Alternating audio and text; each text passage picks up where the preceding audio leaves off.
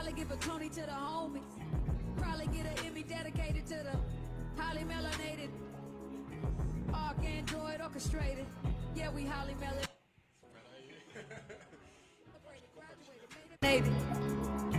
Arc android orchestrated.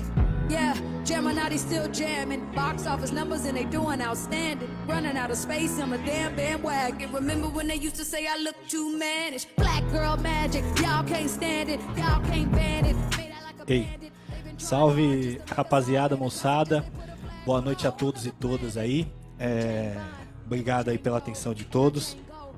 A gente vai ter esse tempinho aqui nessa live aqui promovida pelo circuito aí da Casa de Cultura, né? Esse trabalho online. E então, muito obrigado aí à Casa de Cultura da Brasilândia, a Secretaria Municipal de Cultura, o Aisamec que está balançando aqui o telefone, fazendo a câmera balançar. Então, muito obrigado a todos, em especial ao Legaro, toda a equipe aí da Casa de Cultura, né? A gente vai ficar esse tempinho aqui conversando sobre o afrofuturismo. Vou pegar minha cola aqui. Então, eu quero que vocês fiquem à vontade aí, já podem mandando suas perguntas, questões, que durante o bate-papo aqui a gente vai conversar com vocês e vai conversar e tentar sanar as dúvidas. Caraca, tá difícil aí, meu pai. Aê, ufa, você é louco, hein? Aê, nossa. Vocês viram o que tá rolando aqui, vocês não acreditam. Aí tem que colocar pra gravar, tá bom? Aí, fechou. Então, beleza, oficialmente vamos começar aí. Então vamos lá, vou me apresentar. Eu sou Israel Neto, trabalho com arte aí já faz aí pelo menos uns 13, 14 anos. E nesses últimos anos tenho me dedicado aí, além da música, muito à parte da escrita, da literatura, nesse viés aí da cultura negra e do afrofuturismo. Boa noite, Isamek. Boa noite, meu nome é Isamek Ngengi, né? Sou ilustrador, também trabalho na parte de comunicação, na publicidade e comunicação da Quitembo, né? Eu também já trabalho nessa parte da arte já faz um bom tempo, né? Os meus trabalhos sempre referentes a povo e cultura negra, né? Como todo mundo já vê nas minhas redes sociais e também nos meus portfólios, né? E estamos mais uma vez aí falando sobre essa questão, né, do afrofuturismo, que é um tema novo também. Que começou Não tão novo, né? No Brasil, não é tão novo, né? Mas em comparação aos outros movimentos, é novo assim, né? Mas estamos Caiu aí. o celular aqui. Da hora. Então fechou. Boa noite, a gente vai conversando, vai colocando a sua ideia aí. Bem, como a Isamek falou, é um tema que está em voga aí, o afrofuturismo. E sem dúvida nenhuma a gente não tem jeito, vai atribuir essa discussão e esse tema ao filme Pantera Negra, que vem no bojo aí da saga da Marvel e dos seus heróis, né? Porém, tanto Pantera Negra quanto a questão do afrofuturismo não é algo de hoje, né? Não é algo que surgiu aí com a Marvel ou com a própria HQ da Marvel, né? Então, quando a gente tem que estabelecer algumas coisas. Primeiro, e aí acho que é uma coisa nossa aqui, a gente não é dono da razão sobre o que é o afrofuturismo, nem os donos do conceito do afrofuturismo, certo? Exatamente. Então, se alguém, né? Não, a gente não vai falar pra vocês o afrofuturismo é isso, tem que ser assim, precisa disso pra ser o afrofuturismo, né? Vou falar sempre no microfone, tá desculpa. bom? A gente vai traçar um paralelo histórico sobre como que esse movimento político, estético, cultural, ele se estabelece. E como aqui no Brasil ele pode ser uma ferramenta legal, importante para os escritores negros e também para o imaginário da cultura negra. Certo? Certo. Então vamos lá. Quando a gente fala do termo afrofuturismo, tem outro termo correlato a ele, que é a afrotopia, que é mais ligado aos pensadores africanos, né? Os pensadores africanos usam mais esse termo de afrotopia, né? Inclusive até anotei aqui, eu vou ler um texto do Eugênio Lima, logo menos, e ele participou na introdução de um livro que chama Afrotopia, que vocês podem procurar aí, que vocês vão achar. A gente também vai publicar aí nos comentários vários links e fotos também de trabalhos para vocês irem pesquisando depois aí. Então vai ter vários materiais aí nos comentários, né? Então nas Américas o termo afrofuturismo ficou em voga. Em África o termo em voga é afrotopia, pensando a África para além das catástrofes desse movimento de tá tudo ferrado, sabe? Do catastrofismo. Olha aqui. Agora gastei, hein? Bom, hein?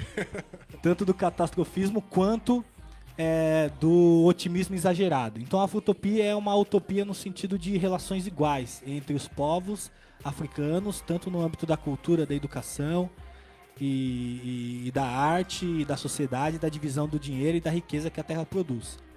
Já nas Américas, o afrofuturismo ganha um outro tom, porque ele tem a ver com o nosso futuro, obviamente, né? O termo já diz. Mas ele tem a ver com a nossa presença física, o nosso estar. Né? Então ele diz sobre um futuro, mas esse futuro não é daqui 100 anos, né? Esse futuro é amanhã.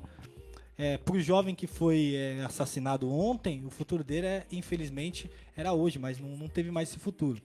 Então quando se discute o afrofuturismo nas Américas, né, e aí eu estou falando tanto nos Estados Unidos quanto aqui no Brasil e em outras partes, é essa relação de pensar o futuro, mas não é esse futuro também muito distante, certo? Tem alguma coisa aí nesse... Tá tranquilo? Tá. Então conta pra gente quando surge esse termo. Quem foram os pensadores que começaram a pensar nessa coisa do afuturismo e tudo mais na década de 90? Começou a organizar essa bagunça toda. Um dos que é referência, que eu conheci, que eu introduzi, tem uma escritora também, né? A Londra. A Londra foi uma das escritoras que também... A Londra Nelson. Uma das escritoras que ela veio com essa questão do afrofuturismo nos Estados Unidos, e ela publicou até um livro, né, onde que fala essa questão da diáspora nas Áfricas, né, a diáspora africana, né, entre os povos, e essa questão cultural e a tecnologia também entre cada um dos povos que habitam na África, né. Então essa é uma questão importante que ela começou a abordar, né? Que ela era uma socióloga, né? Também, isso. Né? A Londra Nelson. A gente vai publicar tudo depois aí nos comentários, Sim. tá bom? Fica tranquilo.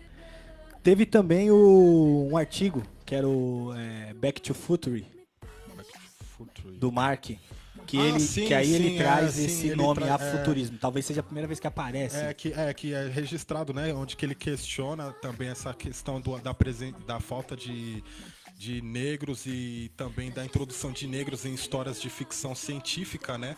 Aí depois que começou a meio que aparecer, né? A Octavia Butler. A Octavia Butler, né? Mas aí tem que pensar, por exemplo, o Mark Derry, ele pensa o afuturismo, quando ele projeta isso, ele está pensando em mercado. Ah, sim. Ele pensa, caramba, a cultura pop está crescendo, tanto que esse é o artigo, né? A cultura pop está crescendo, e os negros são consumidores, e eles não estão nessa cultura. Então esse lance do afuturismo, para ele, calha nessa coisa mercadológica, tanto que foi a explosão com os Panteras Negras. Panteras Negras, O Pantera Negra, né? Os Panteras Negras. Aí já é o partido. Então, assim, querendo ou não, essas pessoas pensaram teoricamente uma arte. Mas o que eu quero dizer pra você, Aizamek, e pra vocês que estão assistindo a gente, que a arte, ela não nasce quando alguém pensa alguma coisa e fala, isso daqui é assim agora. E estudos podem comprovar isso. Não, ela vai se criando, ela vai moldando, ela vai se transformando, e aí alguém fala, toda essa coisa aí que passou a existir, juntando alguns elementos, isso daí pode ser uma cultura. Isso daí já é uma cultura, porque está sendo cultivado e reproduzido. Então vamos chamar de tal coisa. Então talvez a Londra e o Mark tenham visto esse movimento da ficção científica, principalmente, mas o afuturismo não é só ficção científica, a gente vai conversar sobre isso, como talvez esse ápice de ter, de precisar dar um nome para isso. Então peraí, as nossas histórias são sobre o futuro, precisamos dos negros aqui, né? Lá, afuturismo. Talvez tenha sido essa junção. O que você acha? Eu também acho, né? Nossa, que sucinto você. Mas, antes para ir para o próximo bloco, agradecer aí a Det. Boa noite, Det. Alexandre, salve. Dodiete de Anderson, olá. Vanilza Tavares, boa noite para vocês aqui que estão na sintonia. Vai dando um alôzinho, você que tá assistindo aí a gente, põe seu nome aí de onde você é, certo? Só que, como diz o próprio nome o artigo do Mark, que é o Back to Future, né? Black to Future, ou Back to Future, quem sabe? E sem dúvida nenhuma foi uma brincadeira com o De Volta pro Futuro, né? quando a gente vê dentro da cultura americana, teve um livro, que esse livro foi lançado em, cadê aqui minha cola, 52, e ele já tinha, foi escrito por um escritor negro, e ele é o Invisible Man, do Ralph Ellison. Ele, além de ter o lance da fantasia, do homem invisível, ele, por detrás desse personagem invisível, ele está discutindo a relação do negro na sociedade americana. Que ele passava despercebido, mesmo estando no Harlem. Que a gente tem que lembrar dos movimentos do Harlem renascentista, né? Toda essa parada toda. Então, quando a gente pensa do negro protagonista da sua história, já tem um pouco disso na própria fantasia americana, né? Tanto do Ralph Ellison, como nos próprios textos da Octavia Butler, né? Que foi a mais famosa aí daquela período, e hoje também de ficção científica ou fantasia, escritora negra. E esse livro também do Ralph também é interessante, que ele aborda a identidade do negro, e também a questão do marxismo também, né? E também do nacionalismo negro também, de Marcus Garvey também, né? É interessante esse livro, assim. Bem massa. Enrola o pessoal um pouquinho pra eu achar um arquivo aí, Isa. Ó, então vamos lá. Eu vou ler um texto para vocês. Aqui um pedaço de um texto que vai sair na nossa antologia. Esse texto, voltando um pouquinho, falando da Afrotopia, ele foi escrito pelo Eugênio Lima. Quem não conhece, o Eugênio Lima é um DJ. Ele é do grupo também de teatro aí. Foi um dos fundadores aí desse movimento de slam, né? O Zap Slam. E ele escreveu para a nossa antologia, que vai sair em breve, e hoje a gente vai revelar a capa para vocês. Sim. Quem ficar até o final vai ver a capa. E ele escreveu um texto, eu não vou ler ele inteiro, mas ele contextualiza um pouco disso. Se chama Aforismas Utópicos, tá bom? Vou ler um trecho para vocês. Na mitologia popular, os primeiros anos do boom digital do final da década de 90 caracterizaram-se pelas histórias dos milionários.com, que nasceram pobres e se tornaram ricos, e pela promessa de um futuro próximo, sem território, raça e corpo, possibilitado pelo progresso tecnológico. Previsões de um futuro utópico, livre de raça e pronunciamentos da divisão digital distópica são os discursos predominantes na esfera pública sobre negritude e tecnologia. Para mim, o que menos importa é uma escolha entre essas duas narrativas, que se enquadram nas estruturas convencionais como libertárias ou como conservadoras, e sim o que elas têm em comum. A suposição de que raça é um passivo do século XXI, ou insignificante ou em evidência de negligência. Nessas políticas do futuro, supostamente novos paradigmas para entender a tecnologia. Aparecem ideologias raciais antigas. Em cada cenário, a identidade racial e negritude em particular é o anti-avatar da vida digital. Então, o que ele está dizendo aqui? Que nesse utópico dos caras brancos, donos da tecnologia, não vai haver mais raça, porque todo mundo ou vai ser um código ou não vai estar mais na parada. Maluco, né? Vou dar um pulo aqui. O afuturismo é um termo de cisão, uma experiência que integra e, ao mesmo tempo, nega o futurismo contido em seu termo. Em 1909, Filippo Tommasio Marietti, um artista italiano, publicou A Fundação e o Manifesto Futurista, em que pedia uma nova estética que pudesse representar adequadamente a sensação de viver em um mundo em rápida modernização. Marietti glorificou a destruição criativa da guerra e exaltou a beleza da velocidade eterna e onipresente, e prometeu cantar o potencial revolucionário das fábricas, estaleiros, locomotivas e aviões. Tem que lembrar esse período em plena industrialização. Ao construir a visão de futuro, Marietti implicitamente evocou uma subjetividade que era decididamente masculina, branca e jovem, esculpida na sua relação com o passado, atrasado, supostamente dito por ele, pelo negro e também o feminino. Em seu manifesto sobre a guerra colonial da Etiópia, diz Marinetti: há 27 anos, nós, futuristas, contestamos a afirmação de que a guerra é antiestética. Por isso dizemos, a guerra é bela, porque graças às máscaras de gás, se liga, aos megafones assustadores, aos lança-chamas e aos tanques, funda a supremacia do homem sobre a máquina subjugada. A guerra é bela, porque inaugura a metalização onífica do corpo humano. Bem, ele continua aqui. Nunca é demais lembrar que a guerra colonial na Etiópia é a invasão do imperialismo fascista de Mussolini, conterrâneo do Marinetti, em 1935, para derrubar a soberania de um dos únicos países africanos livres, sendo o outro a Libéria, que é uma construção norte-americana, né? Até então do jugo colonial. Haile Selassie, imperador da Etiópia, chamado de Leão de Judá, é exilado em 1936 e só retorna ao país em 41. Né? E aqui, por fim, ele fala: de maneira sincrônica, sem construir os elos com o passado diaspórico africano, incorporando a memória da dor, mas não só reduzindo a ela como sua única dimensão de estética e existência, o termo afrofuturismo é uma espécie de guarda-chuva para a transmissão de uma contribuição africana no mundo, no qual é necessário inventar os recursos para criar o futuro. No já clássico Os Condenados da Terra, Frantz Fanon escreve: se quisermos que a humanidade avance um passo, então devemos inventar, devemos fazer descobertas. O desafio é pensar fora da estrutura hegemônica e da biblioteca colonial, ajudando a mudar a consciência necessária para manifestar futuros descolonizados. Louco, hein? Pesado. Então, ó, só para falar, o Eugênio Lima é DJ, ator, e ele, ele escreveu, ele é fundador do Núcleo Bartolomeu de Depoimentos e à frente 3 de fevereiro, e atua no coletivo de teatro Legítima Defesa. Né? Se vocês quiserem procurar o trabalho, ele também está fazendo esse circuito nas bibliotecas, aí, fazendo um bate-papo bem massa. Certo? Certo. E aí? Comentários? Esse Examec é terrível, viu, gente? Vou ter que ficar perguntando para você, né? Vamos lá. Vamos seguir, então. Essa parte você estudou, cara. Quando o Eugênio fala a contribuição do afrofuturismo também tem relação com a contribuição da África no mundo, a gente tem que entender qual é a contribuição da África do mundo. O que a gente conhece sobre a África para além da escravidão? Saca? O que a gente conhece? Então, a gente vai falar sobre isso, mas antes, continuando aqui nossos salves, dá um salve aí pro Guilherme Muniz.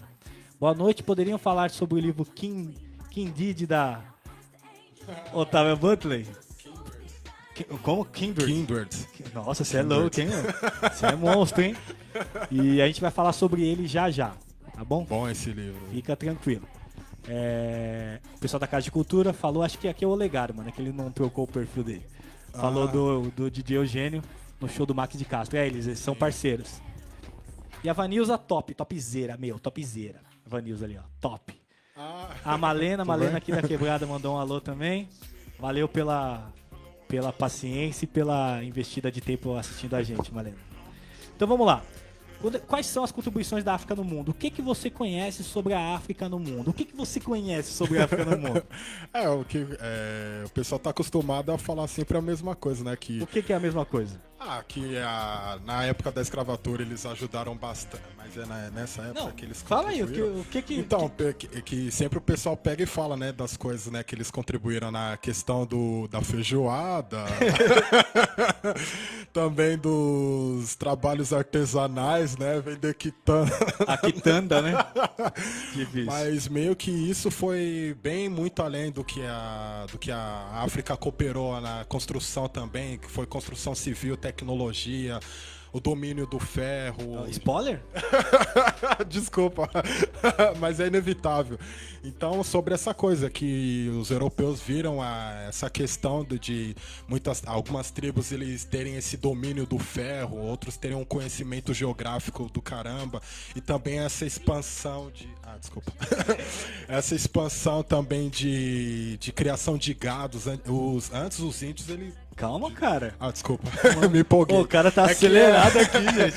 É que é tanta coisa. Vamos por parte, aí eu falo o tópico que você comenta, beleza? Beleza. Vamos lá. Desculpa. Dá um salve aqui no Érico. Salve, Érico. Tá falando que tá da hora o conteúdo. Aguarda aí que só tamo no começo, meu pai. Mano, primeira coisa que a gente vai falar sobre as pirâmides, né? E a gente vai viajar por vários países pra gente poder desmistificar também, porque tem gente, e o dito comum pensa que a África é um país. Mas não, a gente está falando de um continente que hoje é dividido por 54 países, mas que dentro de cada país tem infinidade de cultura. Quando a gente fala das pirâmides, sem dúvida nenhuma vem as pirâmides de Gizé, do Vale do Gizé, de Gizé. Mas a gente tem que lembrar também que a tecnologia das pirâmides não é algo também africano, né? Essa dita. Então você vai achar pirâmides aqui em Atacama, você vai achar pirâmides em todo lugar do mundo. Talvez foi uma como que se diz? Uma catarse coletiva e todos os povos daquela época vamos construir pirâmide. Sei lá qual foi a loucura, mas todo mundo construiu a sua pirâmide, né? Então, quando a gente fala do Egito, a gente tem que também desmembrar. O Egito hoje que a gente conhece é uma coisa, só que a gente tem que falar talvez daquela região do Nilo. Os povos que orbitavam, olha que palavra bonita, orbitavam o Nilo. E aí a gente está falando dos povos egípcios, a gente está falando dos povos núbios, a gente está falando dos povos cuxes, a gente está falando dessa terra que também era conhecida como Kemet. O que você tem para falar sobre isso? Pode falar agora. Manda agora, vai lá. Então os coxes eram referentes àqueles povos, né, que ficavam ali, né, na região do Rio Nilo, né? Eles tinham uma relação também com os egípcios também, e também era citado também até os etíopes, né? Mas etíopes não era mais ao leste. Ao leste, né? Mas esse nome etíope não é referente à Etiópia, né? Mas esse nome é dado às pessoas que tinham pele retinta, né? Então até os indianos eram considerados até etíopes, eram chamados pelos gregos antigos de etíopes também, né? Então quando é essa palavra a gente tem que ter cuidado, né? Que quando é falado o pessoal já pensa, não, é da Etiópia, não, né? É da Etiópia, é questão da etnia da pessoa, né? Então quando a gente também usa o termo, vocês vão ver muito hoje falando de Kemet ou KMT, essa é a tradução que está nos escritos egípcios, não é a palavra grega, né? Sim. Então, que tá nas traduções, tem alguns levam para Terra dos Negros, Terra Negra, Terra Preta, né? Falando talvez ali da margem do Nilo, da argila, de toda essa parte. Mas a gente entende que isso tem muita relação com os povos que habitaram o Egito em várias épocas. A gente tem que lembrar que o Egito sofreu várias invasões, e vários períodos de domínio, mas que também viveu vários períodos de paz e prosperidade, principalmente. Então, quando a gente fala do Egito, a gente quer falando nesse contexto de afuturismo, pensando já na questão arquitetônica da África. Sim. E falando também desse Egito negro, né? Então, quando a gente fala dos povos núbios, né, dos povos cuxes, são populações negras que hoje é o Sudão, que a gente conhece como Sudão do Sul, né, aquela região. Né? Vai lembrar aí que teve a guerra contra os assírios, o reino do Egito foi quase destruído e o Egito fez parceria com os povos cuxes para poder unificar a terra do Egito, né, voltar ao domínio. E aí foi uma jihá, né, a Guerra Santa. E aí o comandante Pai, ele guerreou, foi comandante dessas guerras e ele foi o que os historiadores franceses chamam de primeiro faraó negro. Né? Vou colocar bem assim. Mas ele foi o senhor das duas terras. Ele foi o único, talvez o único faraó que foi tido como o senhor das duas terras. Porque ele, depois que ele venceu a guerra no Egito, ele não ficou no Egito. Ele não ficou em Tebas. Ele pegou o cavalinho dele debaixo do braço, partiu para o sul. E voltou. Ele ficou conhecido como o senhor das duas terras. Né, o pai. Depois dele, acho que teve mais 3 dinastias, mais 3 gerações de faraós descendentes dele, e depois deu outra merda lá, e, enfim. Mas esse processo aí que a gente está falando é esse lance da questão arquitetônica, e vale lembrar que o que era a Núbia e também o reino Kush é o lugar do mundo que tem mais pirâmides também. Sim. Os próprios Kushs têm até considerado até mais pirâmide do que os próprios egípcios, né? Eles tinham mais ou menos, acho que mais de 100 pirâmides a mais do que os egípcios, né? Mas acho que parece que algumas características diferentes também dessa questão da mumificação. No Egito... Calma. Desculpa. Não, só uma... Você é mó spoiler, hein? Continua. Não, por causa que a diferença das pirâmides dos Kuxitas era que ele era menores e também elas eram um pouco mais íngremes. Era considerado uma escada para eles irem para os céus, né? Certo. E também dessa questão de eles eram enterrados abaixo da pirâmide, não dentro da pirâmide como era feito no Egito Antigo, né? Pelos faraós, né? Vamos lá. Tem um outro esquema que também tem relação com esse lance do sol, né? Que dizem que também o culto ao sol também era uma tradição cuxita e foi levada para o Egito. Essa você... essa.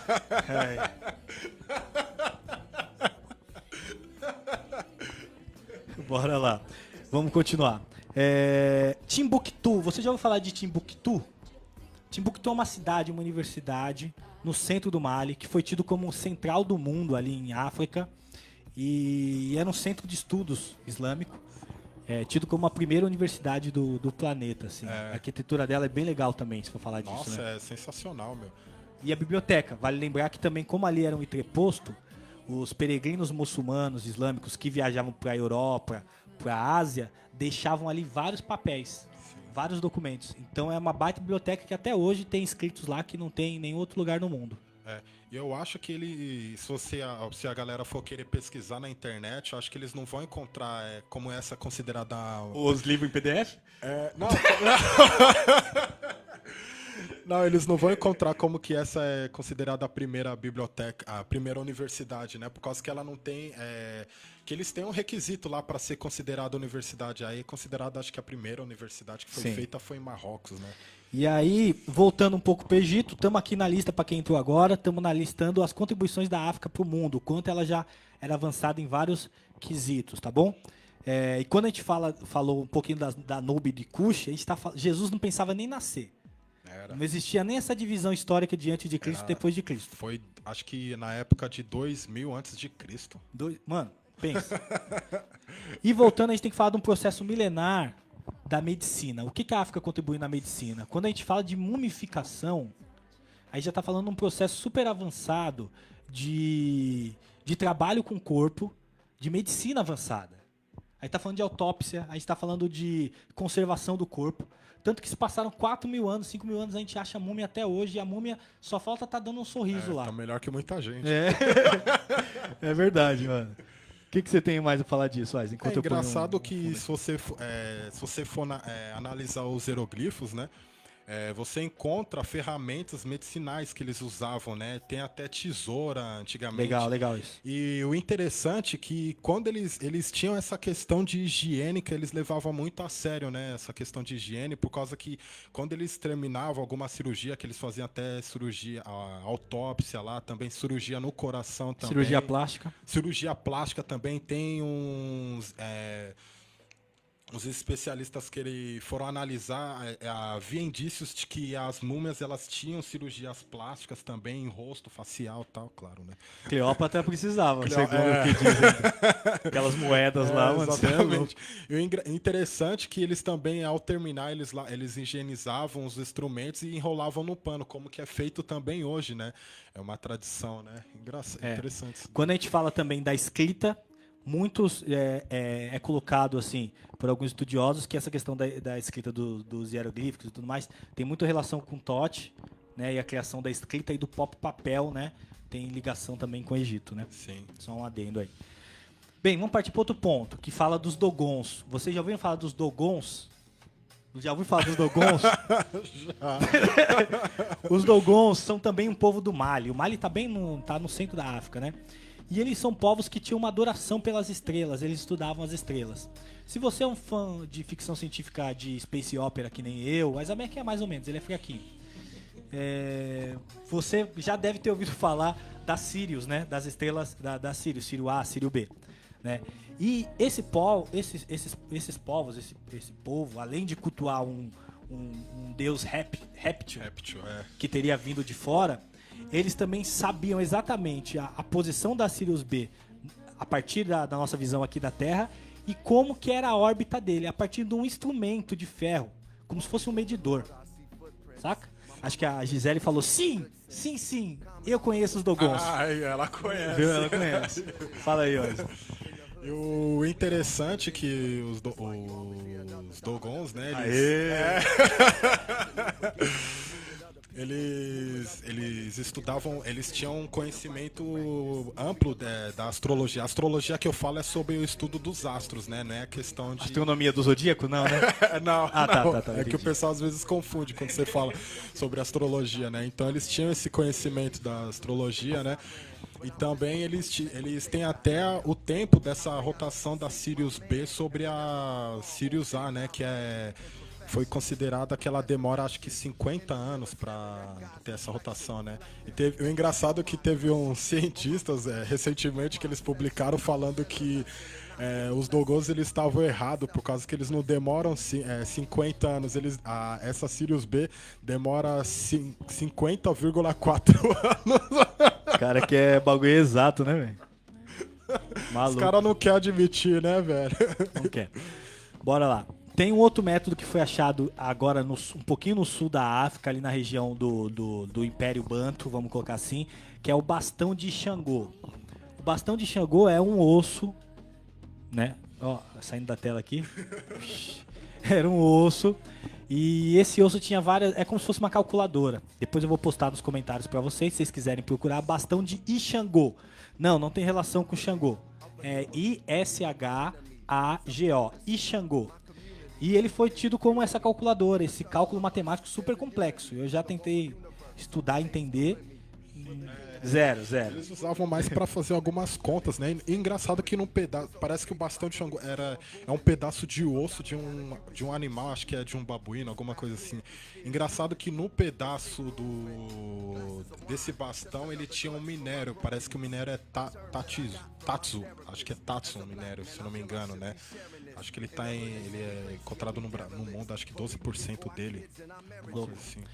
E aí, para fazer a contribuição, quais são as contribuições dos povos que vieram para o Brasil e foram trazidos para cá, foram trazidos para cá como escravizados, né? A gente sabe que os povos que foram trazidos para cá, eles são os povos da Nigéria, do antigo Daomé, que hoje é o Benin, né, ou Benin, e mais para o sul da África, Angola, Moçambique, Zaire e Congo, né? Não que pessoas mais do meio da África ou tal não tivessem vindo para cá.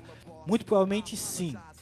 Mas o entreposto era nesses lugares. Então ninguém falava. Tanto que tinha os negros da costa, Costa da Mina, saca? O próprio Cabo Verde, que não existia. Era só um entreposto, né? Então, assim, por isso que a gente pode ter entre a gente, por exemplo, tem sabe aquelas tribos africanas que eles pulam? Eles ficam pulando bem alto, tem um pescoço bem grande. Esqueci o nome. Eu sempre falo pra Sara que o irmão de uma amiga nossa é idêntico a um daqueles caras. Então, muito provavelmente esses povos também foram trazidos pra cá, infelizmente, feitos casos. Mas a referência que a gente tem é esses países, porque desses países, que hoje são países, é que essas pessoas eram trazidas pra cá. Né? Então, desses povos do universo Yorubá, que é mais pro norte, né? Noroeste da África, a gente tem o grande usufruto do ferro, do domínio do ferro. Tanto que você tem presenças fortes como Ogum, né? A referência de Ogum como deus da tecnologia. Por que ele é deus da tecnologia? Porque ele domina o ferro. Quem domina o ferro, domina as tecnologias. Então tem esse domínio. E para os povos bantos, duas coisas muito bacanas. Primeiro, a habilidade de encontrar ouro.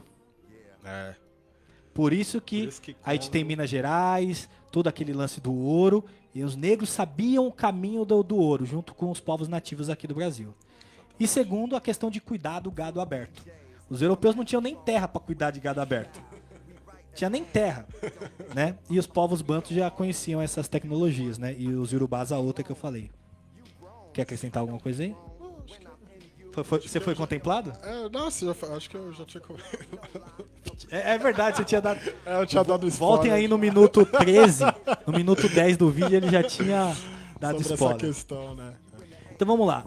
Então esses foram algumas contribuições e avanços da África no mundo. Existem várias outras, gente, várias outras. Aqui, né, o tempo aqui é curto. Então um dia talvez a gente bata esse papo de mais exemplos. Mas, sinceramente, já fizemos 8 exemplos aqui que talvez a escola nunca falou isso em nenhuma aula. Nem a pau, né, Juvenal? Então fica a dica aí. Então quando a gente pensa do afrofuturismo, ele não nasce quando o Mark ou a Londra pensa o gênero. A África sempre pensou no futuro. Então, e aí a gente vai discutir essa questão na música, nas artes, agora que é o tema do nosso bate-papo aqui, né? Então a gente vai começar pela música. O que você trouxe pra gente aí? seus estudos aí. Sanha. Então, assim como nos outros exemplos, a gente vai dando exemplos e tentando contextualizar tudo isso. Depois, fica esperto aí no fim da live, vai ter os comentários. Sun Ra, quem era o Sun Ra? Cantor de jazz afrofuturista também, que ele que trouxe essa questão do negro à frente do avanço tecnológico, né? Tem uma música dele que, agora eu esqueci o nome, que revolucionou o álbum dele, né, praticamente, que ele coloca onde que ele tá com os trajes egípcio futurista também no traje dele. E mais tarde esse álbum também foi inspiração para de ter sido um filme, né? Agora Virou um filme? virou um filme. Legal. Agora eu não sei. Vamos procurar depois e colocar pro pessoal aí. A gente tem outros artistas. Isso a gente tá falando dos anos 60. Nos anos 70 a gente tem o funk. E antes do funk a gente tem a comunidade negra utilizando da tecnologia para ampliar sua música. Primeiro exemplo, Chess Records. A Chess Records, se vocês não conhecem, procurem, é um selo de um cara judeu. Mas todos os artistas que passaram para a Chess Records estão no Hall da Fama do Rock. Tem o filme, chama Cadillac Records, que a Beyoncé participa, o Terence participa, o Mos Def participa. E conta a história do Little Richard, tem lá o Little Richard, tem a Etta James, tem o Little Wolf, tem o Chuck Berry. É o Mos Def, que é O Mos Def, que é o Mos Chuck Def, Berry. Chuck. E o que aconteceu ali? Ali você tem a eletrificação da guitarra, você tem a gaita também passando por um microfone, passando pelo amplificador, depois ser gravado. Você tem o Ray Charles também, contemporâneo deles, sendo dono das suas masters, ele utilizando as gravações lá feitas pelo Les Paul lá, dos multicanais. E tem a apropriação da cultura negra, da tecnologia, reinventando ela pro seu favor. E quando a gente tem, já na década de 70, 80, começa com o que eu chamo de era afrofuturista do funk, a gente tem 3 bandas, que é o Zap. Vocês devem conhecer o Zap pelaquela música Compire Love. Só aí já... Ela é lenda. Não tem como... Já mata. E qual é a característica do Zap? É isso. O lance dos temas, as roupas, os figurinos da banda, né, já bem futuristas, avançados para sua época. E também o uso do talkbox, que até então também não era muito usado. Existia, não era usado. Saca? Porque tinha muito preconceito. E a cultura negra pegava esses equipamentos e reinventava eles. O Zap foi o último, ele é o mais novinho. Quem veio antes do Zap? Tem outras 2 bandas. Uma que é o pai, que é o Parliament Funkadelic. E o George Clinton. Né? Então ele fez um disco chamado Mothership Connection. O que é esse disco? Esse disco é a história de um cafetão, de um pimp, saca? Que vem de outro planeta, ele é um cafetão numa nave estelar. E ele vem pra cá trazer o funk. Essa é a história. Um som bem pesado, já tem bateria eletrônica, já tem sintetizadores. Já é uma outra parada. Saca? Então, ele que, pra mim, inaugura essa onda olha lá, a Bianca falou o nome da música que virou o filme, Space is the Place. É isso Calma, aí mesmo. como que é o nome? Space is the Place, é isso mesmo. Bem, agora vocês estão vendo que talvez dê um atraso. Obrigado, Bianca. A Bianca deve ter postado isso faz meia hora e a gente tá respondendo agora. Tá atrasado agora. Então, tá brincando, viu, gente? Vocês estão postando, a gente tá vendo. Sim. Continuem. E obrigado, Bianca. Então, assim, o Parliament Funkadelic inaugurou isso. E depois a gente tem um monte de som, um monte de álbum do Earth in the Fire. Nossa. Falei bonito agora? Falou. Peguei a pronúncia com o Foi as Anderson. 2 coisas, foi a banda e a fala bonita. E aí, o que tem essa banda? Todos os LPs dele tem a referência a um Egito futuro. Com algumas coisas cósmicas, meia numerologia, tem uma parada assim, esse lance, mas tem muita presença do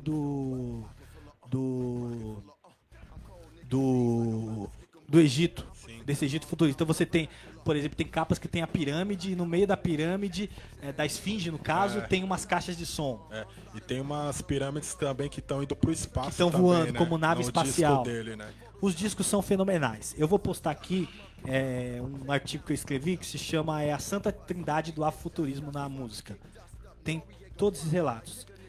E aí a gente também tem o último dessa geraçãozinha, que talvez seja o Billie Jean. Nossa, Michael Jackson é sensacional sobre essa questão do afrofuturismo, né, também, né? E também ele resgata uma coisa importante também num dos clipes dele, aquele lá que ele faz no Egito, Ah, sim. como que é o nome? Black White não, nada a ver. Não, como que é o nome? Bem, a gente vai lembrar ou a Bianca vai falar pra a Bianca vai falar.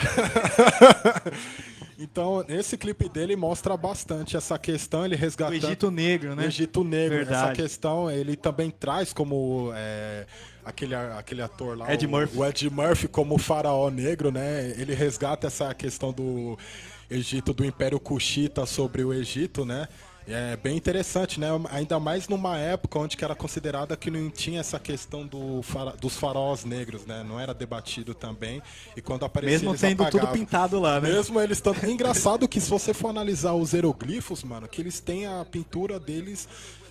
deles tendo relação também com os caras da Macedônia. E tem essa diferença de cor também. Meu, nitidamente você vê a diferença de tom de pele entre os macedoneses e os... Nossa, macedoneses. Eu nem sei se existe. Macedonianos. Sei lá também. Aí dá pra você ver nitidamente essa nitidez entre os dois. Aqui, ó. Os dois povos. Dessa vez foi Alexandre. Remember the time. Oh, Valeu, remember the Alexandre. time. Caramba, como a gente pode... Monstro, valeu, Alexandre. Obrigado. Vamos lá. Aí, tem uma capa do Michael Jackson que é fenomenal, do disco Dangerous. Nossa. Dangerous. Essa daí eu não sei, a música eu não sei. Louca, essa capa aí pra mim vale tudo. E também o uso da tecnologia na produção desse disco do Michael Jackson, o Thriller, que é o disco mais vendido da história, né? Aí chegou um tal de hip hop e mudou tudo. Ele falou: vocês não sabem nada de afrofuturismo. Aí o hip hop vem e fala: psh, Toma. toma. Claro que eu tô brincando, porque a disco music já era a música do futuro. Ponto final. A disco music era a música do futuro. Eu tô sacaneando.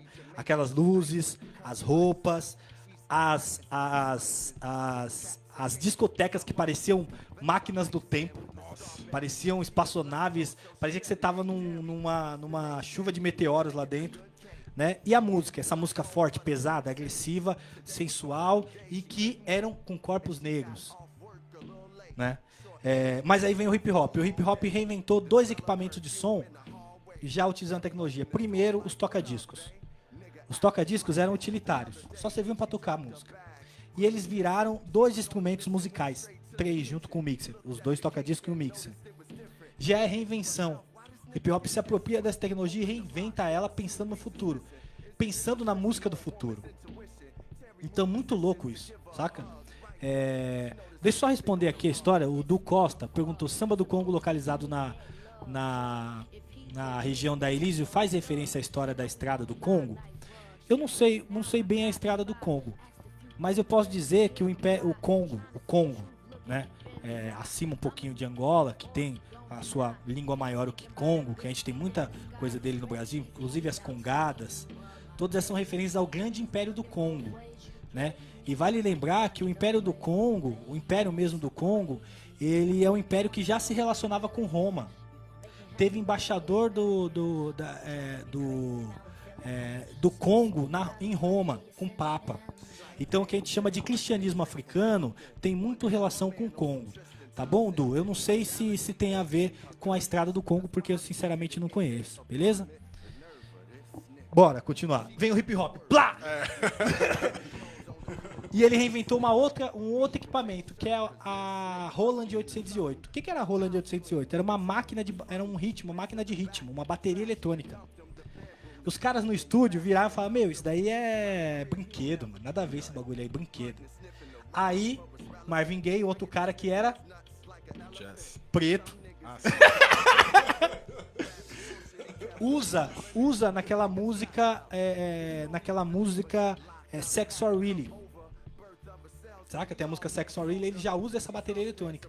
E o África Bambata, na música Planet Rock, ele funda... Vou usar esse termo aqui, não sei se alguém usou. Ele funda o afrofuturismo moderno. Porque ele traz para aquele clipe, para aquela música, todo o que tinha de mais tecnológico na época. As roupas, as vestimentas, vocês têm que lembrar como ele estava no clipe. traz o hip hop, que era uma coisa muito em alta na época, as danças, o grafite, os MCs, o DJ.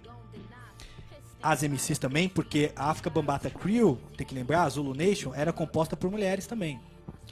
E mais ainda, ele usa a 808, que era muito moderna pra época, e usa também os sintetizadores que o Kraft Rock estava usando, que inclusive um dos caras morreu por esses dias. Então, ele cria dois estilos musicais, ele fortalece o rap e ao mesmo tempo, paralelamente, ele cria um outro estilo musical da evidência, o estilo já existia, né? Aquela história que a gente falou no começo, nada se inventa do nada. Mas ele deu visibilidade ao estilo chamado Miami, o Miami Bass, que deu origem ao nosso funk aqui no Brasil.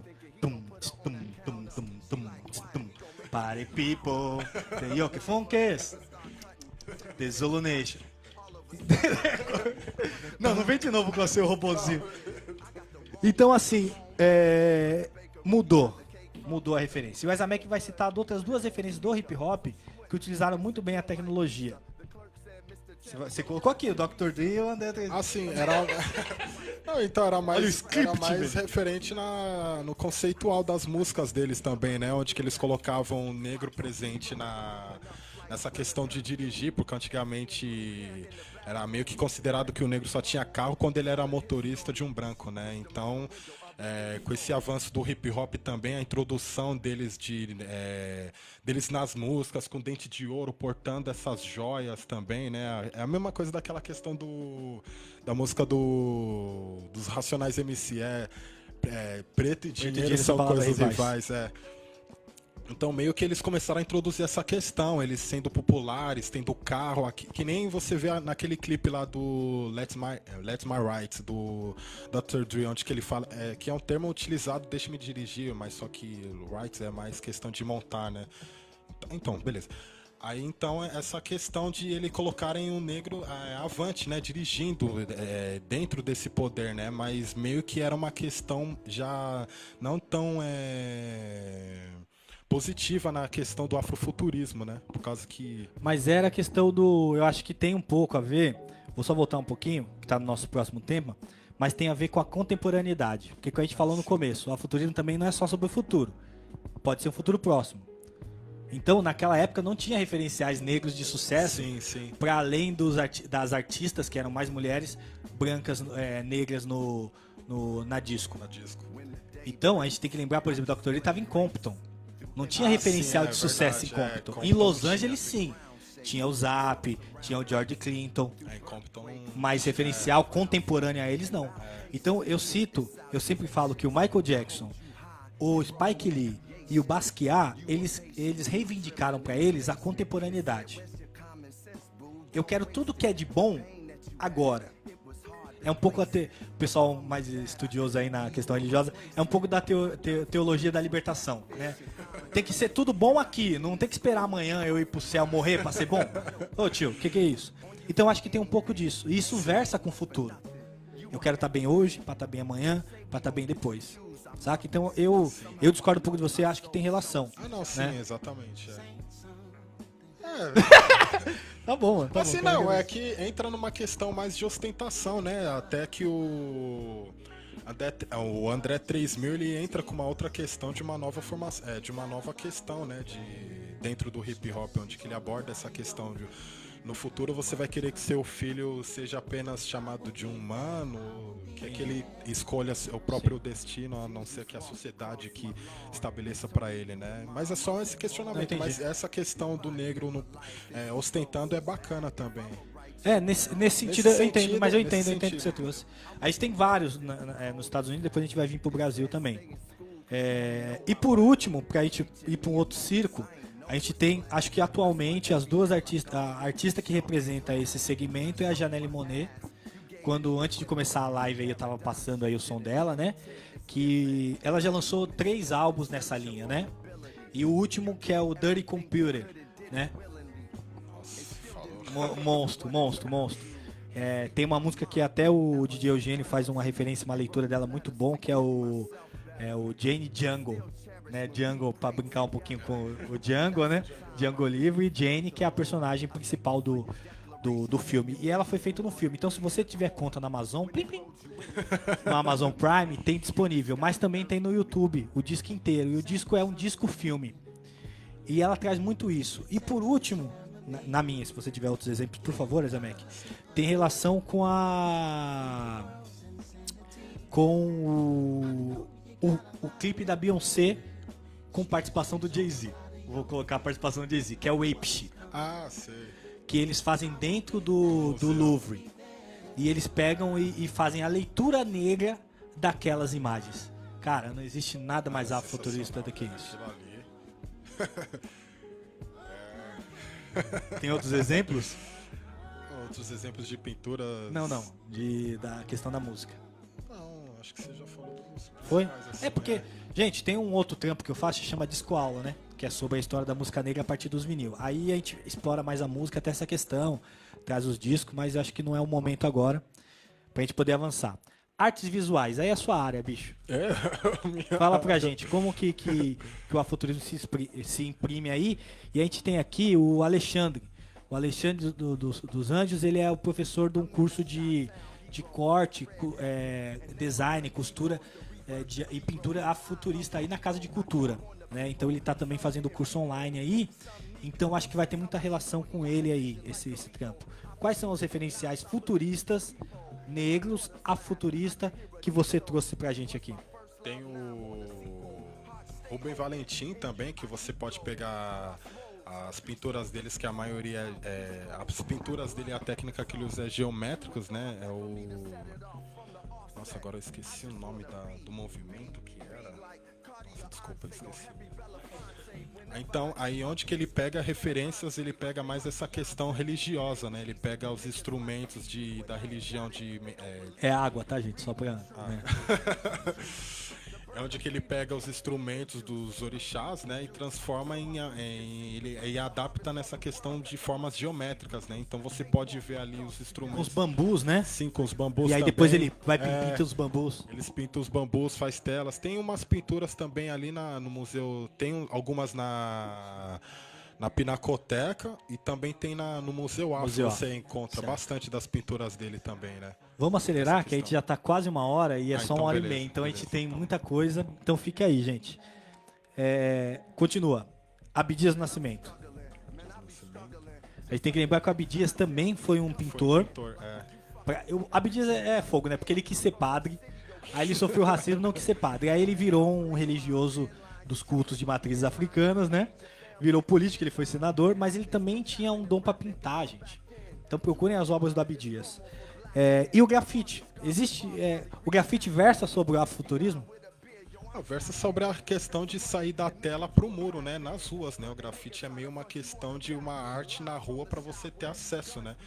Meio que foi feito para essa questão de pessoas que não têm essa necessidade de pagar ir pro museu, você poder ver uma arte na rua, entendeu? Só um pouquinho. O nome de quem, Bianca? Fala aí, o nome de quem? Continua. Então, por isso, o nome de quem? Vai, continua.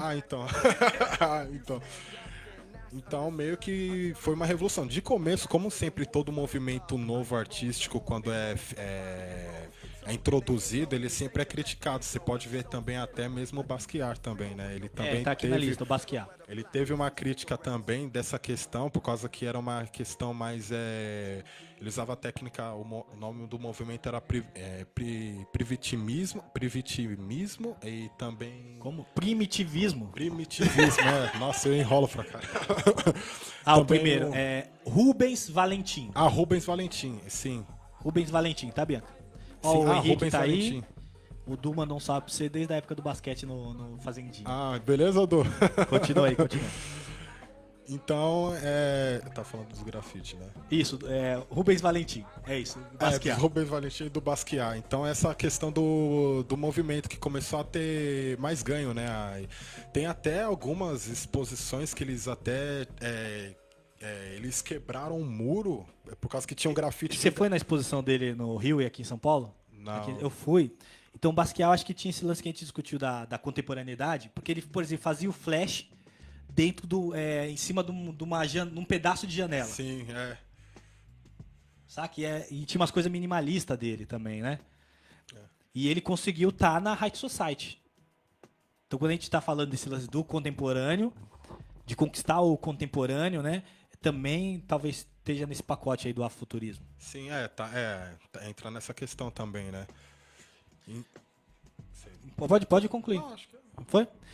Vamos pular para o nosso penúltimo tema antes de chegar na literatura. Vocês viram, a gente está numa linha histórica para poder contextualizar bem. Não sei se existe outro conteúdo desse em algum lugar, mas vamos seguir. Estamos aprimorando ele. A gente vai falar sobre o cinema, certo? Cinema, TV, séries. Tem um texto, e aí focando no afuturismo, personagens negros, tá bom? E ficção científica.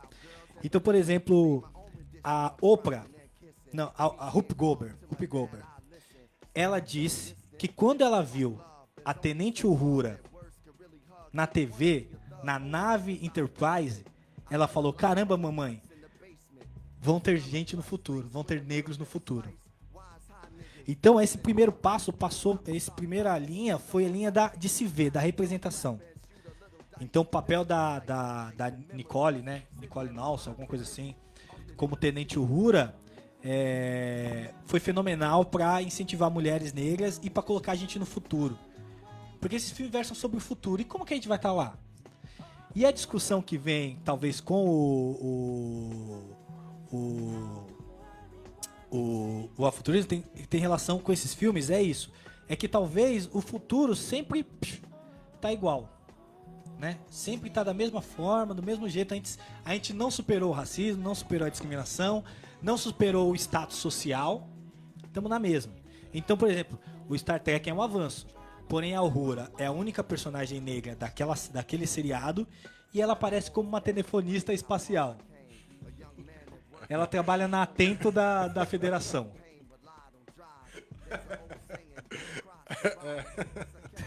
Saca? E eu escrevi um texto, depois eu vou colocar aí, sobre os negros em Star Trek. Então, pra quem é fã de Star Trek, eu sou um trekker. Você não assistiu. Não. Você não assistiu. Não. Então, os negros. Agora a gente tem a Discovery, que saiu, a última Star Trek Discovery, que tem a maravilhosa. Como que é o nome dela? Que ela fazia a Sasha no The Walking Dead. Pô, eu vou lembrar o nome dela, sem dúvida, fica tranquilo. Que ela faz a Michael. Ela não é. Vou dizer assim, que ela é a primeira. Ela não se torna capitã, mas ela é a protagonista com mais visibilidade em Star Trek. Protagonista negra com mais visibilidade em Star Trek. A gente teve outros personagens, sim, tivemos. Tivemos na Star Trek Deep Nine Space o Capitão Negro, mas ele estava todo ferrado com problema de família, era um pai solo. Eu sempre, nesses filmes de ficção, colocam o negro também sempre com esses problemas familiares, né? Engraçado, né? Como no ano 3000 a gente não tivesse superado isso. Então vocês viram, vai ser terrível esse século 23 e 24. O olhar deles. E aí, então, na Star Trek, na original, tem a Uhura. Na Star Trek, qual que é aquela última? É a penúltima, melhor, Voyager. Você tem um vulcano negro. Então já fala, pô, os vulcanos tem negros lá em vulcano. Então, assim, muito louco. Então, assim, foi um avanço, mas mesmo assim traz essa coisa de que tem um certo lugar determinado pro negro no futuro, principalmente nesse futuro de Star Wars. A Bianca citou de Star Trek, a Bianca citou Star Wars. O Star Wars a gente tem alguns, né, mas é na mesma situação. Então a gente tem, por exemplo, 3 personagens que eu destaco. E a gente pode avaliar como eles aparecem. Não é um pouco o nosso tema, mas é bem rápido. Que é o Mace Windu, que é o Jedi chefe um dos chefes do Conselho, que foi interpretado pelo Samuel Jackson. A gente tem a Ahsoka, que ela é um tatu, na real, né, mano? De uma raça de tatu. Mas ela tem, como é um desenho, né? O fenotipo dela é de negros. Que é uma personagem super importante, mas não foi pro universo do live action. Tem uma outra que é uma personagem que eu esqueci o nome dela, ela é verde também. No filme do Star Wars, ela também, quem faz ela realmente é uma negra. E também no desenho, nesse filme, nessa animação, ela é colocada como traços negros também, os lábios, narizes, né? Aí tem mais 2 personagens nesses novos aí, nesse Seníqua, isso? Seníqua. Oh, glórias a Deus. Ela tá grávida, inclusive. Soníqua, né? Soníqua, E aí, velho? E aí tem mais 2 personagens. Tem o Finn, que era o Stormtrooper que larga, e ele fica... eu falo que ele é o Cirilo de uma galáxia tão distante. Não, nessa última temporada... Porque ele fica atrás da mulher branca. Mano, atrás, e é engraçado que essa relação, né, do Finn, ele indo atrás da Rey, né, da mina branca, e uma negra, tipo, não vai. Ah, é verdade. E a Eu tô negra, aqui tipo, com você. é a mesma coisa que acontece, infelizmente, na nossa realidade. Temos uma irmã do nosso lado apoiando, mas a gente quer... E a gente vai nessa questão, não, eu quero meu troféu, entendeu? Essa questão. E por último, tem como que é aquela moça que fez o 12 anos de escravidão? Lupita. A Lupita faz um personagem extraterrestre, que é aquela senhorinha que tem o oclão. Que só aparece no Flash. Flash. Então, assim, nesses filmes que são filmes de grande massa, há personagens negros? Há. Porque eles supostamente representam uma diversidade no sistema galáctico, interestelar e tudo mais. Mas os negros ainda estão naquela mesma situação. Sim, exatamente. Dentro de estereótipos, né? Exatamente. E aí, quando a gente vai para alguns filmes passados gravados em África, e eu listei 3, escrevi um artigo, depois eu ponho aí, tem 3 filmes. Distrito 9, que é aquele filme das baratinhas e tudo mais, que elas são extraterrestres, e aí eles vão para um gueto. Os negros sul-africanos ali aparecem como se eles, sei lá, fossem figurantes na própria África do Sul. Terrível. E o Chape, que é o do robô também, que ele humano indiano, mostra uma África do Sul totalmente cosmopolita, menos com os negros. Literalmente. Tem até o humano indiano que fez as aventuras de Pi. Não, Quem Quer Ser um Milionário. Mas a comunidade negra sul-africana não aparece. E por último, o Revolt, que é um filme que passa em... Eu vou lembrar o país pra falar certinho, pra não dar bola fora. Gana, acho que é Gana. E só mostra os irmãos lá no final. Tem um humano e uma mina. Eles constroem uma máquina pra acabar com os extraterrestres, mas a máquina não funciona. Só funciona quando o cara branco pega a máquina e usa. Então, esses filmes, eles evidenciam a necessidade do afrofuturismo no cinema. E ele surge pra gente a partir de um filme de 2010 que é o Punzi. Fale sobre o Punzi. O Punzi é sensacional. Eu acho que quando você fala sobre essa questão do afrofuturismo, acho que é um filme de referência, né, pra você falar, né? Não, o que é afrofuturismo? Assiste Punzi. Já era. Fale sobre o Punzi.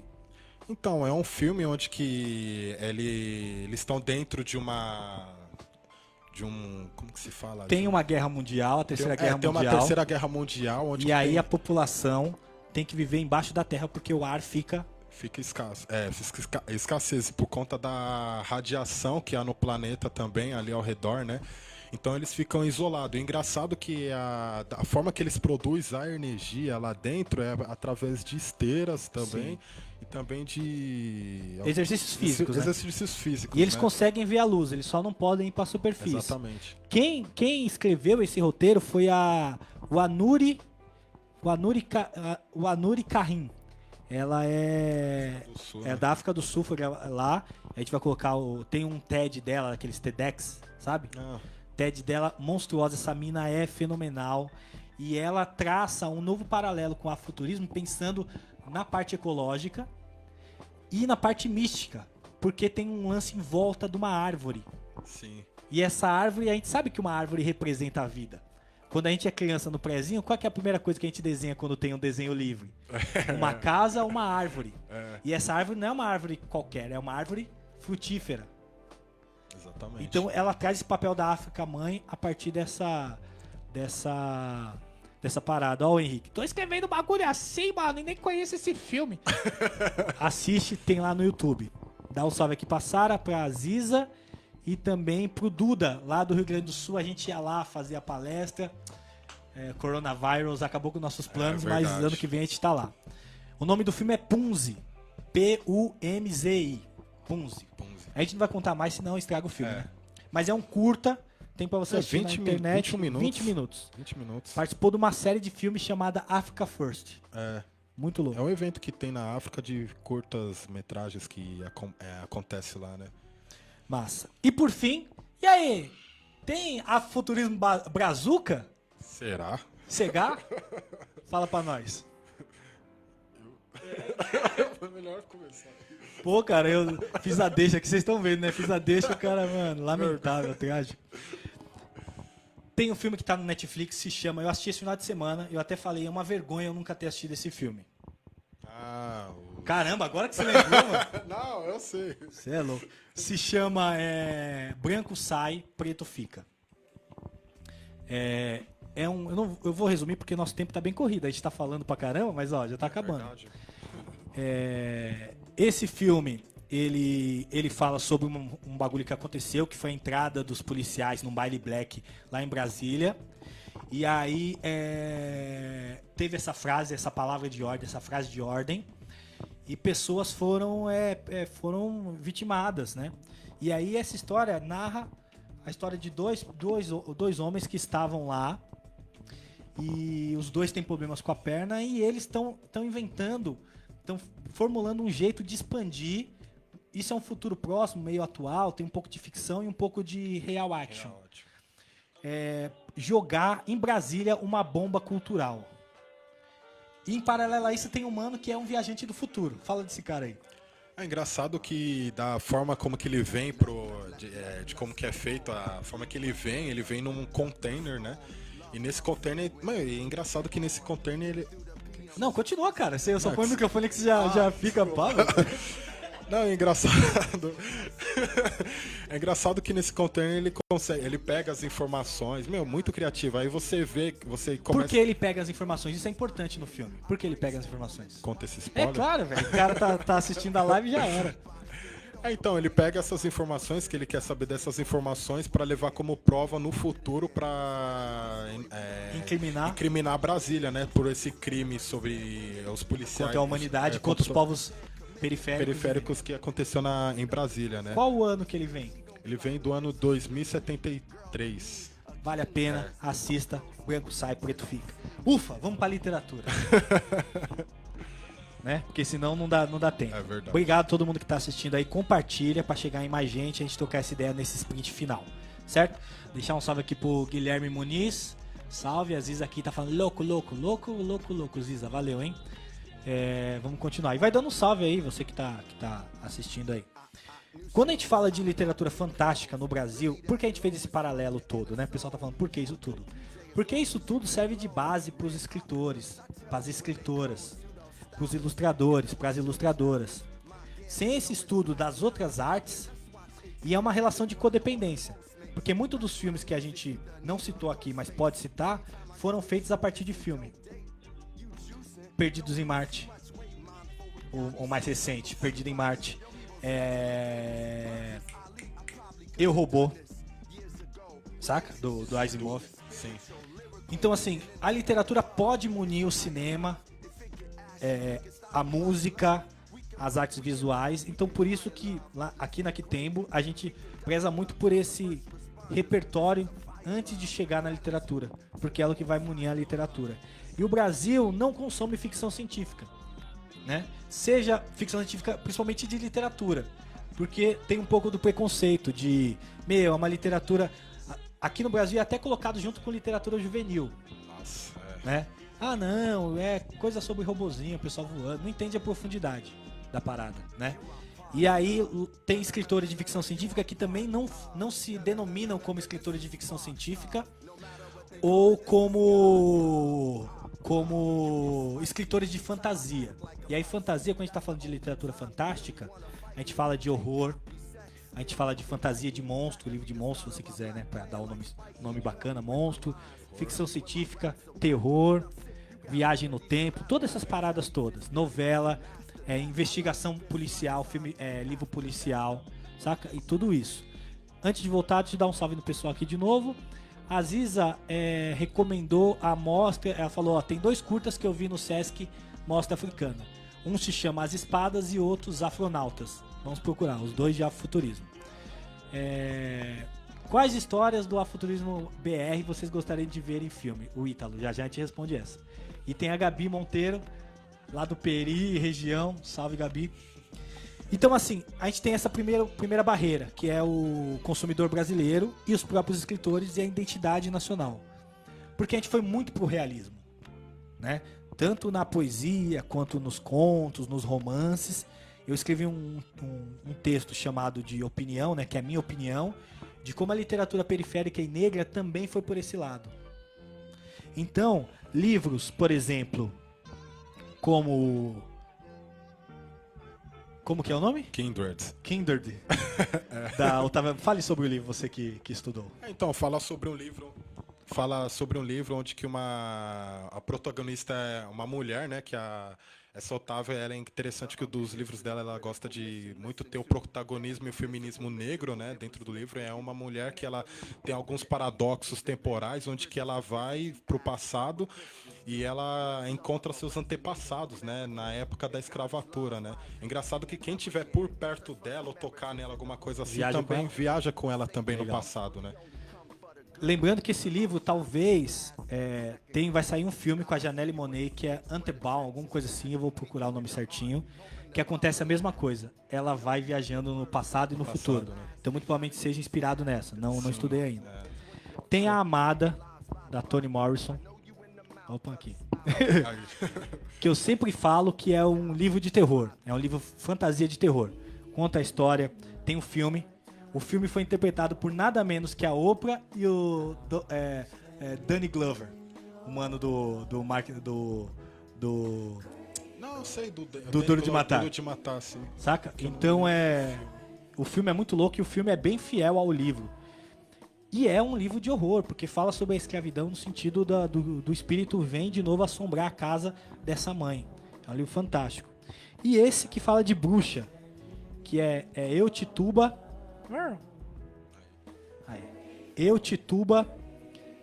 Eutituba Feiticeira, Negras do Salém. E é bem louco porque conta a história da questão das bruxas de Salém. E aí pegam o exemplo de uma negra que foi também considerada bruxa, né? Aqui no Brasil a gente tem poucos referenciais de ficção científica. Não que não tenha, tem bastante. O próprio Machado de Assis escreveu muita coisa, eu até listei aqui para vocês procurarem. Cadê? Bem, eu vou achar aqui. Mas tem um livro um conto do Jerônimo Monteiro que se chama 3 meses no século 81, que é de 1947. Fala sobre a viagem no tempo a partir de uma sessão espírita. Mas é a viagem física, corpórea, no tempo. Muito louco. Tem o livro da Diná Siqueira, que é um livro de poesia, de contos, são vários contos, se chama Eles Herdarão a Terra, né? E tem 2 livros também de ficção científica, só que são totalmente deploráveis, né? Que o primeiro é O Presidente Negro, do Monteiro Lobato, que é um livro totalmente eugenista, zoado, lixo, mas vale a pena ler para poder, né, conhecer esse lado de um cara que é tão idolatrado na literatura nacional. Teve uma vez, né, que eu estava na minha sala no meu curso e eu questionei, o professor estava falando bem dele pra caramba, né? Aí eu comentei sobre esse livro do Presidente Negro, né? E ele falou o quê? Não, ele pegou e... que pra muitos que gostam da literatura do Monteiro Lobato, ele é um visionário, ele que vinha com essas ideias de ter petróleo, ele então teve várias coisas, então todo mundo idolatra ele. Então, aí o meu professor, ele deu uma volta do caramba e falou assim, a gente não tem que pensar nessa questão do racismo, a gente tem que pensar na arte. Então, você usando a arte como uma ferramenta pro racismo, isso daí não é aceitável, entendeu? Então, meio que as pessoas utilizam essas ferramentas. Ele fez isso, ele era racista, mas o que mas ele contribuiu, fez? Né? Contribuiu, meu. Tem um outro cara que ele dá nome a uma biblioteca aqui da Quebrada, que é o Minotia del Pitia. Ele escreveu A República 3000, tem uma resenha lá no meu blog. Cê é louco, esse livro aí, mano, ele não consegue ser mais racista não. Acho que ele supera todos. Porque toda vez que ele cita um personagem negro, ele, esculhamba.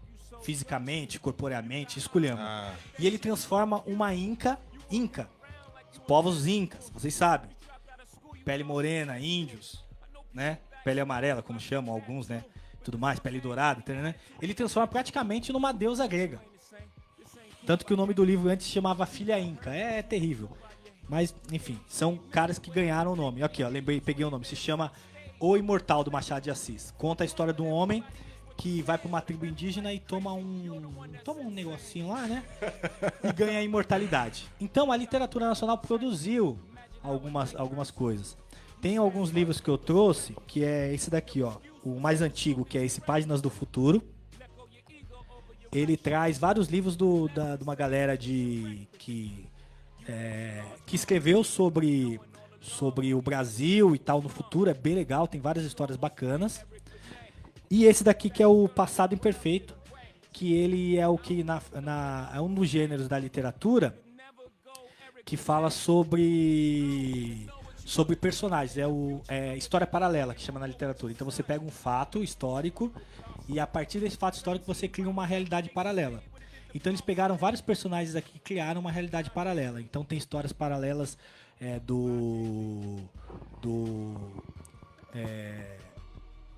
de Canudos, do Tiradentes. Então é bem legal. Literatura nacional também.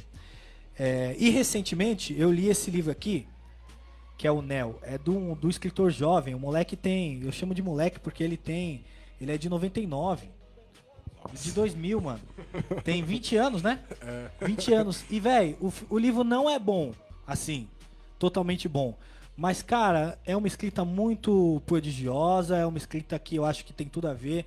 É uma space opera brasileira. Super, super recomendo. Acho que vale incentivar. O livro não é toda aquela maravilha, mas acho que vale, né? Vale a pena a leitura, vale ler. Ainda nessa parte, antes de entrar nessa aqui, que a gente tá no chão com alguns livros, tem mais alguma recomendação? Não? Não. Qual que é esse daqui? Não, calma. Pô, cara, você tá aí. Vamos lá, tem 3 minutos. Não tem como falar de afuturismo hoje sem falar do Pantera Negra. A gente tinha um debate polêmico sobre Pantera Negra, mas a gente não vai fazer. Senão Vamos vai deixar pro outro estender. bagulho. Porque a gente não tem tempo. Mas, ó, essa série de livros aqui, do Pantera Negra, escrita por esse mano aqui, ó, cadê o nome dele? O Tane...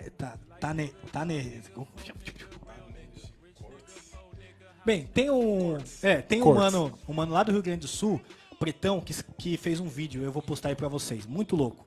E aí, esse livro já é um livro mais político sobre Pantera Negra. Então, Wakanda é dividida, tem uma guerra política, porque como pode ser uma sociedade mais moderna do mundo e ainda ter um rei? Ainda ser uma como chama?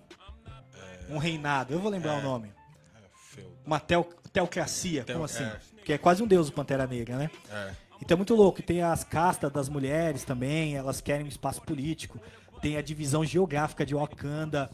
É muito louco. Olha o Alexandre aí, ó. Demorei, mas cheguei. Você é louco. 10 anos depois, mano. E você quer falar um pouco do filme, antes da gente ir pra literatura nacional de ficção científica, né? O que ele representou para esse movimento? Você tem 3 minutos. Bem, o filme Pantera Negra foi bacana por causa que teve essa representação de reinado, né? O negro no poder. Mas um ponto assim que é interessante abordar, meio negativo, mas também... Monarquia, isso mesmo, Guilherme. Valeu, Guilherme. Monarquia. Então, na verdade, quem tá fazendo a live é essa galera aí. Essa galera, porque os nomes a gente tá esquecendo. Então, o filme Pantera Negra é bacana sobre essa questão da representatividade. O negro também dominando essa tecnologia do ferro e tal. Mas tem um ponto interessante que sempre quando é abordado o negro no poder é considerado um estrangeiro, né? Isso, não, era impossível a América ter um herói do peso do Pantera Negra sendo americano. Ele tinha que ser africano. Ele tem que ser africano. E essa questão também de eles não fazerem um filme engraçado. E também outra questão sobre essa que o Pantera Negra ele vive em um universo fictício. Por exemplo, o Homem-Aranha ele vive. Esse daí você roubou, hein? Exatamente.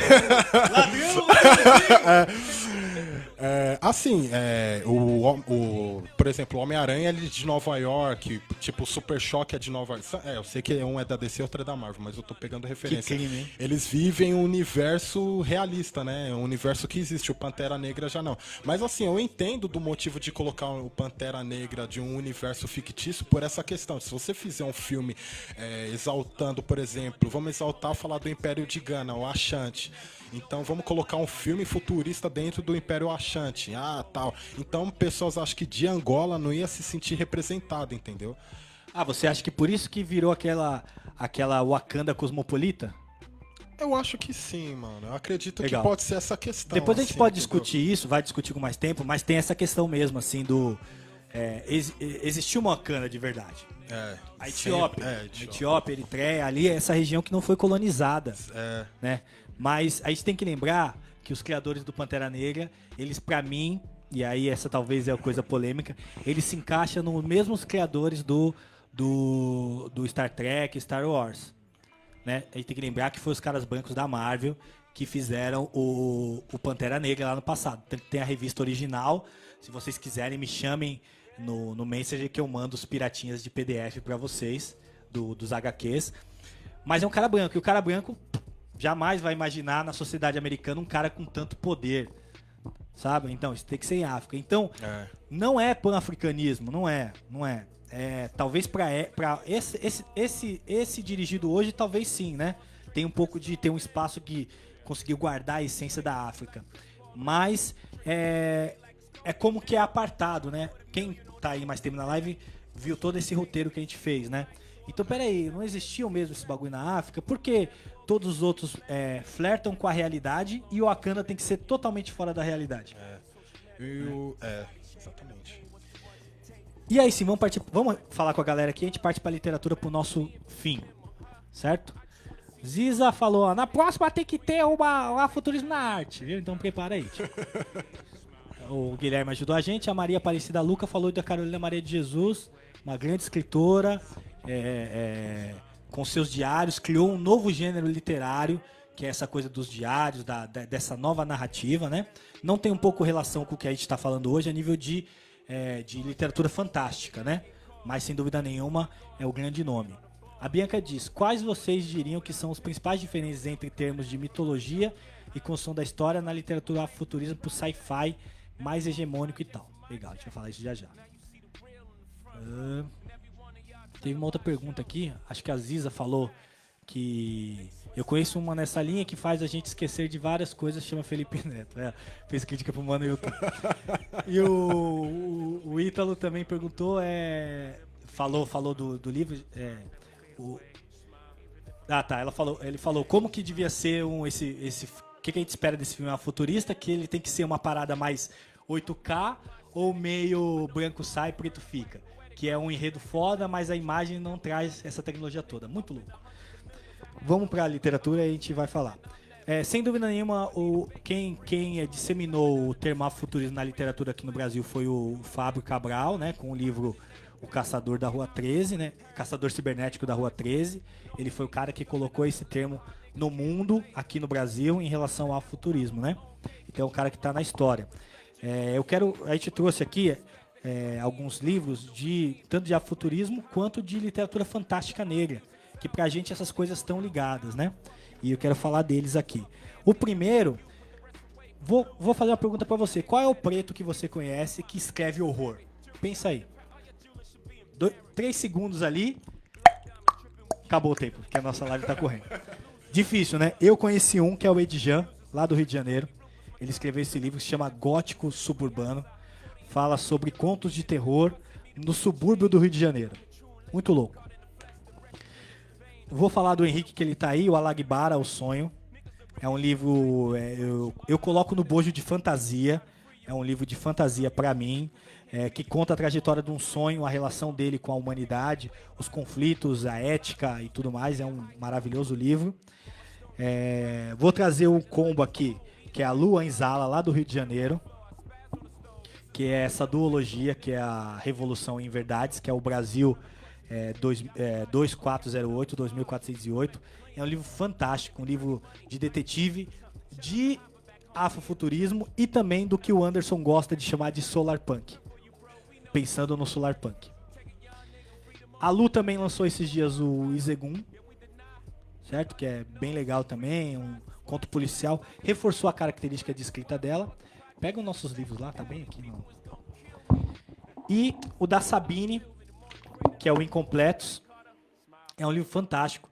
É um livro que lembra muito os X-Men. Tem um lance de perda de memória. A protagonista está em busca da sua memória e ela tem poderes. É fenomenal esse livro. Então, assim, a literatura fantástica tem produzido muita coisa, né? E a ideia é que os artistas, nossos artistas e escritores, se sintam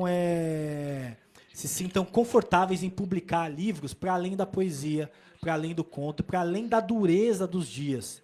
E que a partir disso eles possam tratar esses temas de maneira subjetiva, a partir dos personagens, a partir do cenário, mas que seja permitido, pelo menos, esses escritores negros escreverem. O afrofuturismo é sobre o negro no futuro, seja ele no mundo da fantasia, no mundo do terror, no mundo do conto policial.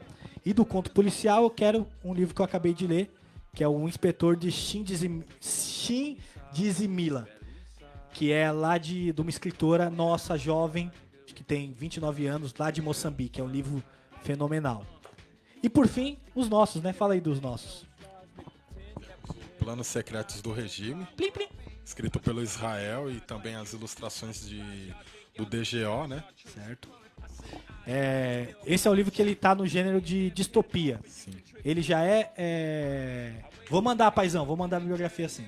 Guilherme, manda a bibliografia, mano! Vai chegar. É um livro que já com características afrofuturistas, mas mais focado na distopia. Distopia! Temos também o Amor Banto, também, escrito pelo Israel, um livro de fantasia também. Quem faz essas ilustrações zoadas aí? Sou eu. É um romance de um universo, de um romance de um casal fictício, né? Mas só que também contado de uma história de um cenário real, né? Essa questão do Bantus também, o processo de escravidão que ocorreu aqui, né? Então a criação do Quilombo dos Palmares também, né? Esses dois livros nossos da editora que a gente já publicou e tem essas características de fantasia, mesmo Amor Banto sendo um livro de um registro histórico, ele tem muito de fantasia. E a gente vai lançar a antologia que se chama O Futuro é Nosso, que é uma antologia com 6 participantes, 7 participantes, 5 escritores e 2 ilustradores, né? E eu quero mostrar em primeira mão a capa para vocês, tá bom? Vocês vão ver rapidinho. Cadê? Deixa eu virar aqui. Segura aí, Eza.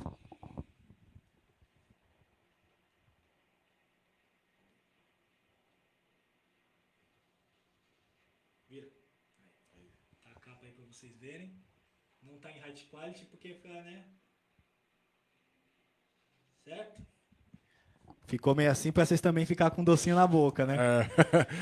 Então esse é o universo. A nossa editora está focando na publicação de escritores jovens negros que escrevam fantasia, horror, conto policial, novela, a partir dessa leitura do afrofuturismo, que é essa leitura complexa e densa que a gente acabou de fazer aqui para vocês, modéstia à parte, certo? Vamos responder aí para o Ítalo, qual filme você acha de literatura nacional que daria um bom filme aí, velho?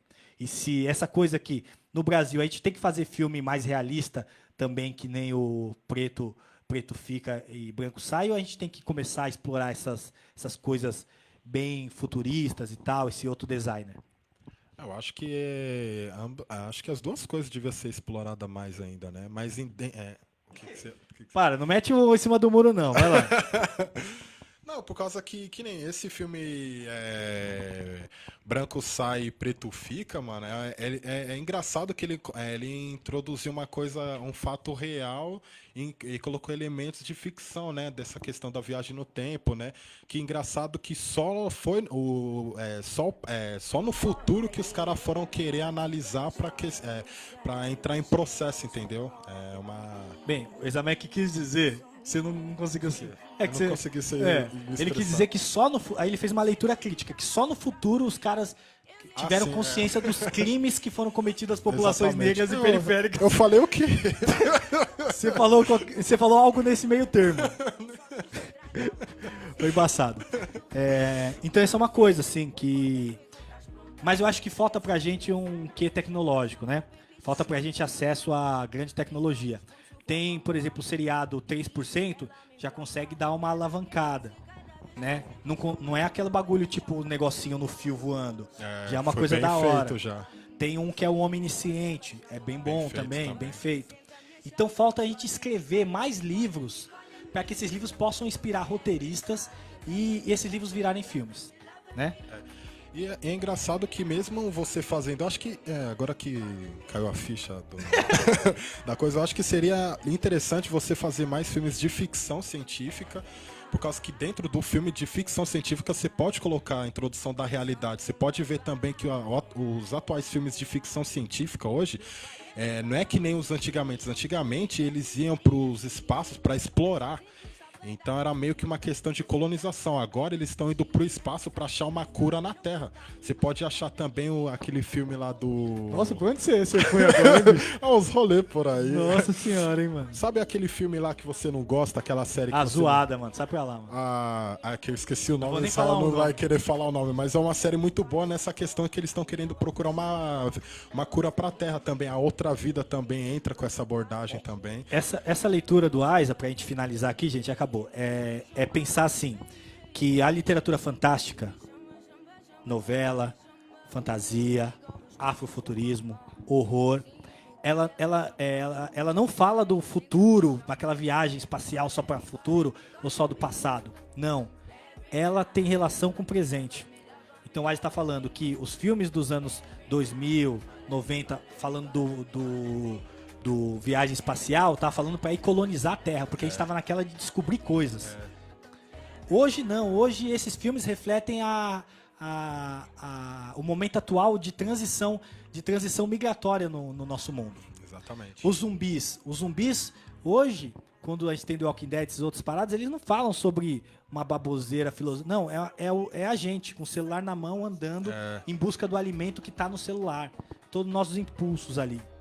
Nos anos 90, quando tem a série lá do Jason, do Fred Krueger, que jovens saem da cidade e vão pro mato transar, tem relação com o quê? Com a AIDS, porque é dos anos 90. Sim.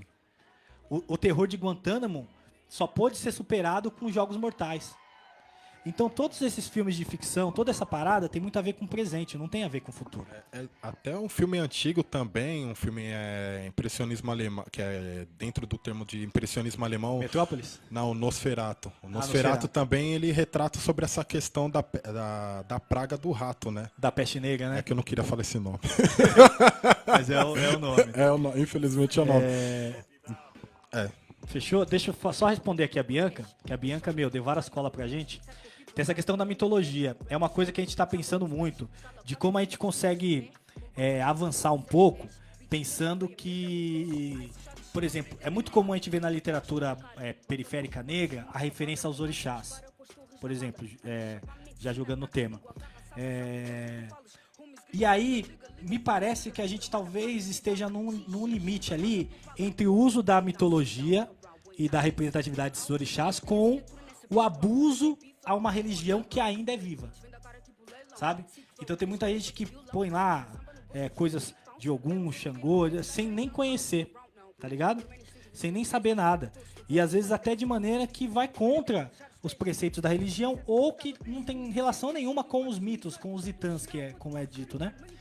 Então, na literatura fantástica brasileira, tem acontecido isso. Tem alguns autores que têm colocado muitas coisas dos orixás, dos deuses lá. Então, acho que talvez seja um cuidado que a gente tem que ter em respeito à religião dos orixás e aos praticantes da religião. Então, assim, tem muita coisa a ver com a ancestralidade que a gente quer trazer, porque tá muito guardado na gente e que às vezes a gente deposita só num lado. E a gente pode explorar outros limites. Eu acho que é um pouco disso. Suas considerações finais. Agradeço aí pelo convite da Casa de Cultura da Brasilândia aí. Desculpa que eu tô meio nervoso, é a primeira vez que eu faço uma live, uma apresentação. Trágico, Marco. E é isso, espero que vocês tenham gostado, né? Cara, foi fenomenal, mano. Obrigado às irmãs, os irmãos aí pelos comentários, por estar assistindo com a gente até agora. Extrapolamos 5 minutos, viu, Olegário? Queremos receber 5 minutos a mais também. Hora extra. Hora extra. Brincadeiras à parte, fique em casa. Se for sair, sai com todo cuidado, né? Preserve a vida que ela vale mais, beleza? Sigam lá o Isamek Gang nas redes sociais, Israel Neto, Mano Hell, a editora Quitembo. Comprem nossos livros que a gente precisa, principalmente nessa pandemia. Comprem eles, beleza? E vamos fazer outros bate-papos por aí. Fiquem atentos, beleza? One Love, nós, até a próxima. Valeu. 21, bitches.